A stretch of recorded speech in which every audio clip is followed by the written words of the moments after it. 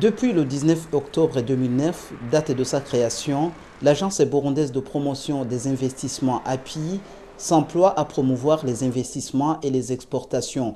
Aujourd'hui, plus que jamais, fort est de constater que la promotion des investissements locaux est l'une des meilleures façons de lutter contre le chômage et la pauvreté. Au cours des descentes de suivi et évaluation effectuées par une équipe de haut niveau conduite par le directeur de l'API, des échanges très fructueux ont été menés avec des investisseurs locaux œuvrant dans les secteurs variés. L'objectif visé était de voir l'état d'avancement de leurs projets d'investissement, les soutenir par conséquent et prouver que les efforts du gouvernement burundais en matière d'amélioration du climat des affaires produisent des effets réels au sein de la population par la création d'emplois, la génération des recettes et la stabilisation du monde rural. Parmi les entreprises et les projets d'investissement visités, nous vous parlons dans cette émission de Lovimax, une usine de thé par excellence en construction en province de Muramvya. Sobrit, une entreprise implantée en Gozi et qui produit des briques ne nécessitant pas le crépissage après construction. Ruka Hotel, le meilleur hôtel en milieu rural. Ainsi que Burundi Brewer, embrasseur qui conçoit, produit et commercialise la bière à base de bananes, les jus d'ananas et l'eau minérale.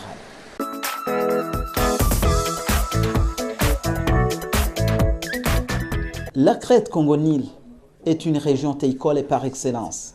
C'est pour cette raison qu'une société dite Compagnie de thé en Afrique a choisi d'être aux côtés des autres opérateurs dans le secteur pour s'implanter progressivement dans les montagnes des provinces Muramvya, Kayanza et une partie de Mwaro.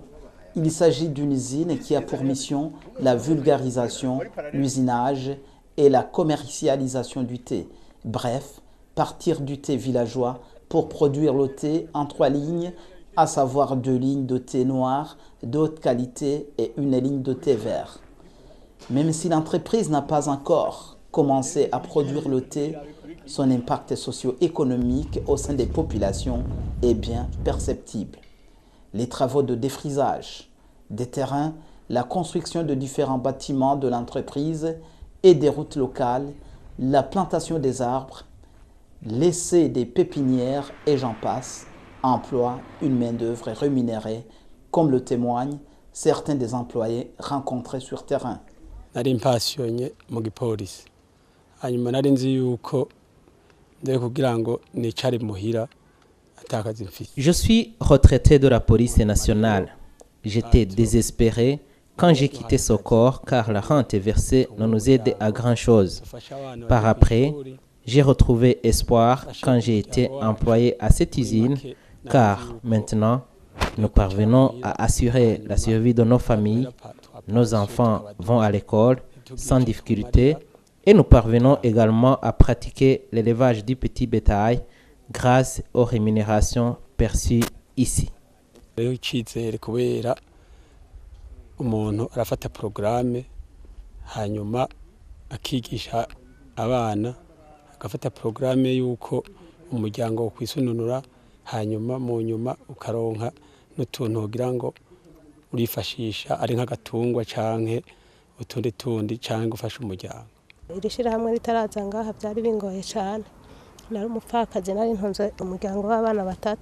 Sinagira ibyizigiro sinagira ahantu na hamwe nshobora gukora. Avant que je ne sois embauchée à cette usine, j'étais totalement désespérée car je suis veuve et mère de 3 enfants. Je ne parvenais pas à nourrir ces enfants, encore moins à les envoyer à l'école. Pour le moment, Dieu merci, mes enfants mangent bien et vont à l'école. Cet entrepreneur a été une réponse à nos problèmes. Franchement, qu'il soit béni.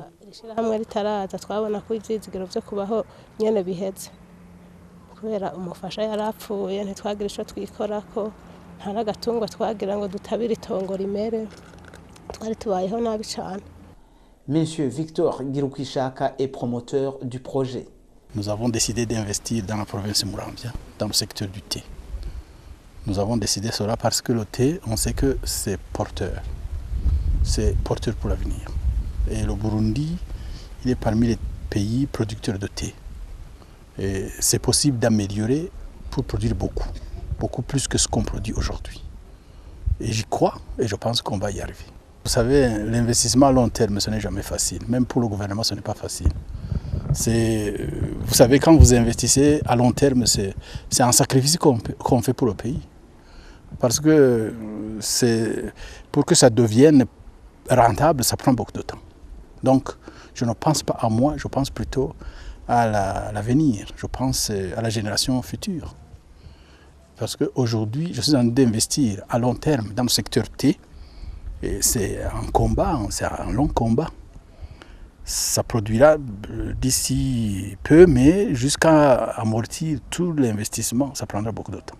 Mais j'y crois, ça va venir. Comme vous le voyez, hein, ça a créé beaucoup d'emplois. C'est les emplois que nous créons maintenant, avant même que l'usine commence à tourner. Ce sont des emplois qui varient.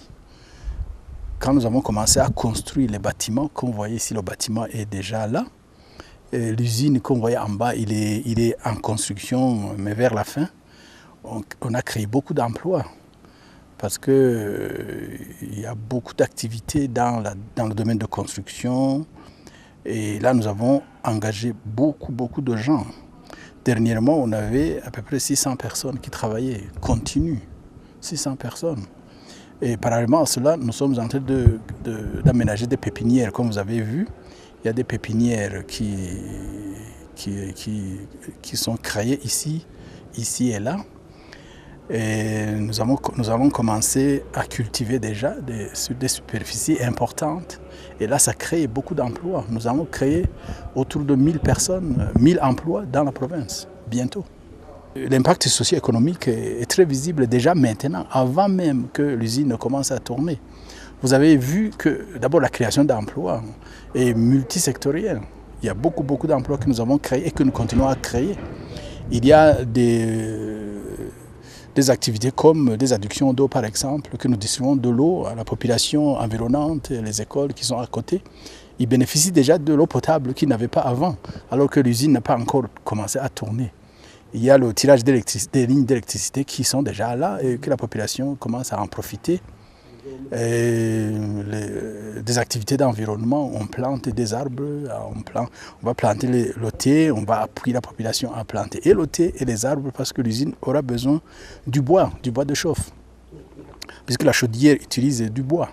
Et donc dans la province, on crée des emplois pour l'usinage, pour la téléculture, mais on crée des emplois aussi sur la plantation des arbres. Parce que l'arbre, on va l'acheter, l'arbre, on aide la population à planter et on va l'acheter. Donc la population gagne de l'argent et sur le thé et sur le bois aussi. À côté des emplois, le gouvernement il fait beaucoup d'efforts pour nous appuyer. C'est vrai, le gouvernement nous appuie dans le cadre de la libéralisation, dans le cadre des exonérations par exemple qu'il nous donne. Mais je ferai appel au gouvernement de sensibiliser toutes les administrations qui sont concernées, notamment les administrations provinciales, les administrations communales, les conseils communaux, pour qu'ils nous aident dans les activités qu'on fait sur le terrain. Parce que des fois, le gouvernement il fait un effort, mais la sensibilisation n'arrive pas vraiment sur le terrain. Fier de sa capacité de ne pas copier, mais plutôt d'adapter les connaissances puisées ici et là à travers le monde, le promoteur de l'Ozmax n'a pas peur de la compétition avec d'autres opérateurs. Il en appelle plutôt à d'autres investisseurs à amener leurs capitaux au Burundi. S'il n'y a pas la compétition, il n'y aura pas la qualité. Il faut accepter que la qualité passe par la compétition. Donc il faut imaginer que la compétition, c'est ça qui pousse tout le monde à produire, à avancer. S'il n'y a pas la compétition, il n'y a pas la qualité. Parmi d'autres activités d'investissement à l'intérieur du Burundi et qui font la fierté du pays, se trouvent Burundi Brewery et Sobrit, toutes situées en province de Ngozi. La société de briqueterie et de tuilerie dite Sobrit est une initiative des natifs de la province de Ngozi. Elle est implantée à Viegwa en commune de Mumba. Cette entreprise produit des briques modernes ne nécessitant pas le crépissage après construction. Elle produit également des briques spécialement conçues pour le plaquage et les clôtures. L'entreprise utilise les matières premières locales comme l'argile, le limon et le sable. Le directeur général de la société Sobrit nous parle de la valeur ajoutée de la présence de cette entreprise en ce milieu rural. Notre entreprise est une entreprise qui est trop jeune. Ici, dans notre entreprise, les activités quotidiennes, nous avons des jeunes gens qui travaillent ici quotidiennement. Ils bénéficient de la somme journalière. Nous avons aussi des travailleurs, des travailleurs de la société, proprement dites. Les jeunes gens qui travaillent ici, les uns font l'exploitation de l'argile, les autres font la coupe du bois et les autres font le chargement et le déchargement des fours et bénéficient de quelque chose. Burundi Brewer est un brasseur qui conçoit, produit et commercialise la bière à base de la banane sans sucre ajouté, appelée Soma Burundi, les jus de banane et d'ananas appelés Ok Burundi, ainsi que de l'eau minérale nommée Sangwe Burundi. Cette usine a comme ambition de fournir à la population burundaise et celle de la sous-région la bière, les jus et l'eau accessible à une classe moyenne de consommateurs.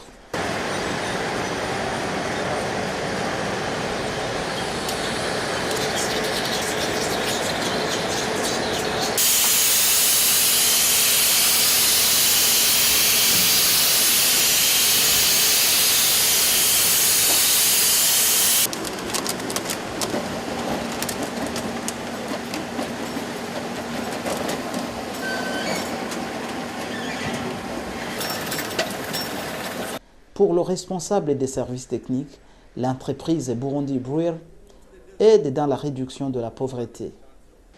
Bon, la brasserie Burundi Brewery va très bien. Elle compte maintenant plus de 60 personnes contractuelles. À part ça, nous avons 30 personnes journaliers qui viennent ici pour travailler. Vous voyez qu'elle donne le travail à la population environnante. Et ça, c'est très bénéfique pour les familles de la région, ainsi que pour ceux qui vendent, les commerçants des produits de la brasserie.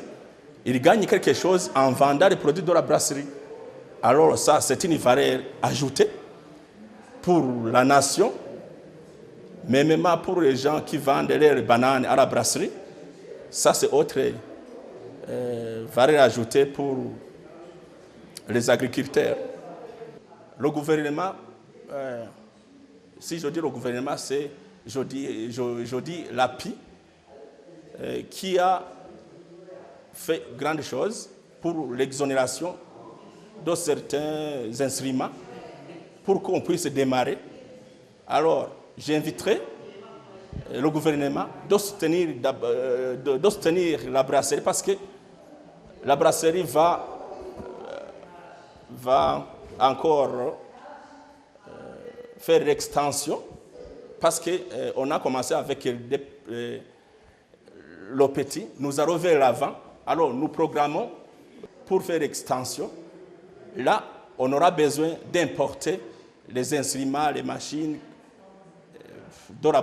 les instruments de laboratoire, tout ce qu'on sort. Donc nous invitons le gouvernement de soutenir encore une fois notre brasserie pour qu'elle puisse donner le travail à un grand nombre de la population environnante.